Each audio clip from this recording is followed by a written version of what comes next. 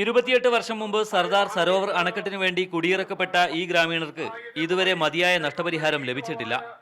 Supreme കോടതി നിർദ്ദേശമുണ്ടായിട്ടും പുനരധിവാസത്തിന് ഭൂമിയില്ലെന്ന ന്യായമാണ് സർക്കാർ നിരത്തുന്നത്. അതിനിടയിലാണ് മധ്യപ്രദേശിൽ തെരഞ്ഞെടുപ്പ് പ്രഖ്യാപിക്കപ്പെട്ടത്.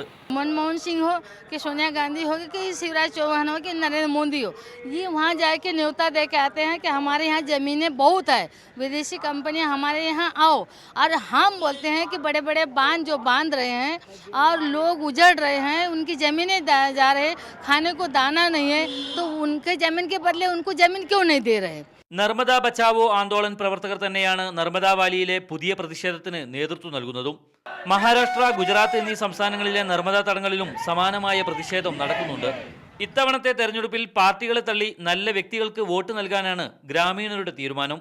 आदमी को देख के हम देते, हम पार्टी को नहीं देखते कांग्रेस की जनता। NAPM നേതാവും പരിസ്ഥിതി പ്രവർത്തകയുമായ മേധാ പട്കർ തന്നെയാണ് ഇപ്പോഴും ഇവരുടെ സമരത്തിന് ഊർജം പകരുന്നത്. അരുന്ധതി റോയ് ഉൾപ്പെടെയുള്ള പ്രമുഖരുടെ പിന്തുണയും ഈ സമരത്തിനുണ്ട്.